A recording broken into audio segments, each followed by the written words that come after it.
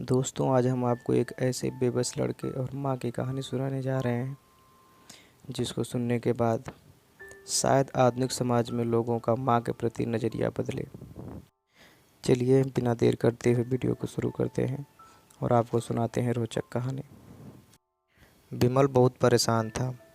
उसे समझ नहीं आ रहा था कि वो इस परिस्थिति से कैसे निपटे। वो अपनी माँ को बहुत चाहता था, किंतु उसकी पत्नी और बच्चे उसकी माँ से दूर भागते थे क्योंकि उसकी माँ की एक आंख नहीं थी, साथ ही उसकी कमर भी 90 अंश पर झुकी थी। वैसे वह अपना काम सब कुछ कर लेती है, किंतु फिर भी वह उसकी पत्नी और बच्चों के लिए हमेशा खटकती है। दादी, आप ऊपर के कमरे में जाओ, मेरे दोस्त आ रहे हैं, विमल के बेटे अखिल ने बड़े बेरुखी से कहा। पर बेटा, मैं तो यहाँ बहुत दूर बैठी हूँ, विमल की माँ ने बहुत प्यार से कहा। नहीं, आप उनके सामने मत रहो, वो मुझे चिढ़ाते हैं, अखिल ने ज़ोर से डांटते हुए कहा। क्या हुआ अखिल, क्यों चिल्ला रहे हो? विमल की पत्नी कामनी ने किचन से आवाज़ लगाई। देखो न माँ, ये दादी यहीं ड्राइंग रूम में बैठी है और मेरे दोस्त आ रहे हैं, अखिल ने शिकायत भरे लहजे में कहा। माँ जी, आप ऊपर चली जाओ, क्यों हम लोगों को लजवाती हो? कामनी ने बेटे का पक्ष लेते हुए कहा। सरस्वती चुपचाप उठकर जीने के सहारे ऊपर जाने लगे। कमर झुकी होने के कारण उन्हें ऊपर चढ़ने में बहुत परेशानी हो रही थी, किंतु वो पूरी ताकत से ऊपर एक अकेले कोने वाले कमरे में जाकर बैठ गई। विमल बाजू के कमरे में सब सुन रहा था।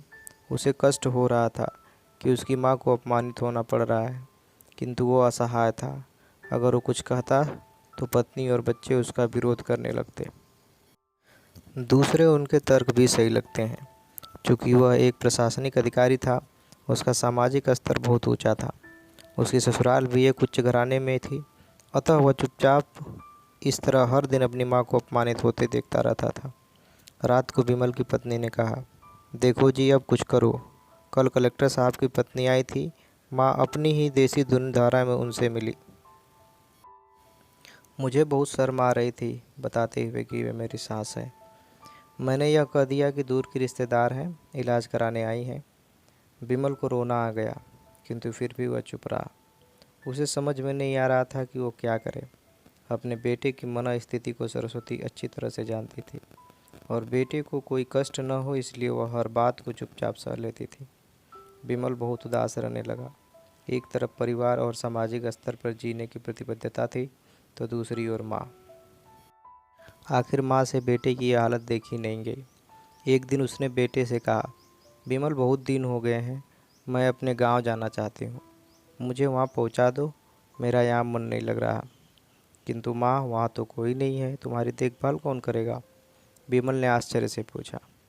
अरे सब गांव वाले तो हैं, और वो तुम्हारे मामा जी तो उसी गांव में रहते हैं, और फिर हम सब सारी व्यवस्था कराएंगे ना। कामिनी तो जैसे मन की मुराद मिल गई हो।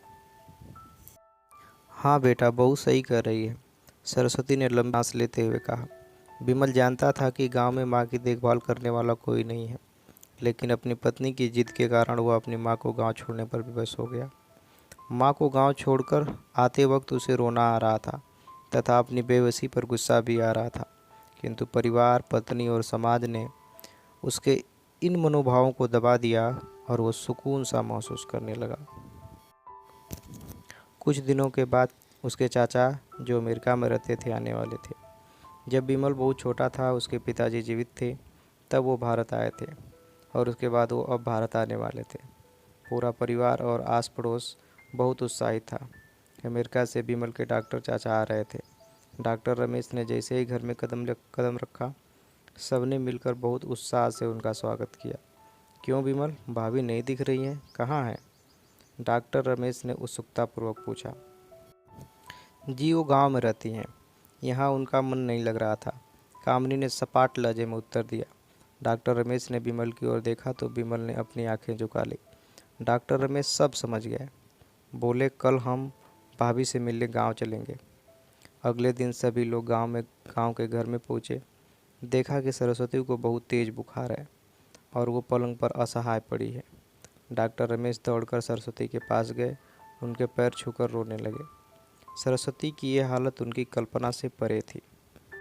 वाह बेटा विमल, तूने तो नाम उजागर कर दिया, अपनी माँ की ये हालत देखकर तुझे तो शर्म भी नहीं आ रही होगी।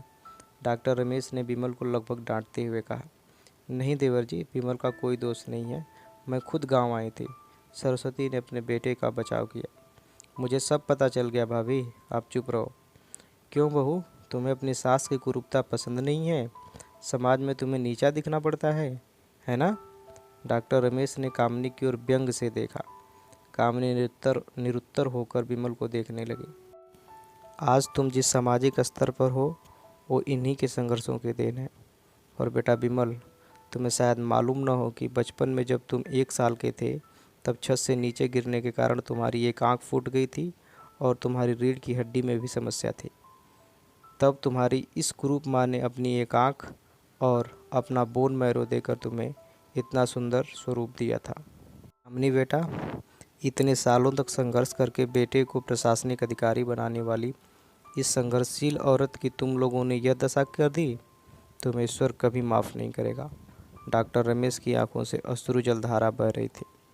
तब अब भाभी, आप मेरे साथ अमेरिका जाएंगे, यहाँ इन स्वार्थी लोगों के बीच नहीं रहेंगे, डॉक्टर ने सरस्वती से कहा। विमल को तो काटो तो खून नहीं था।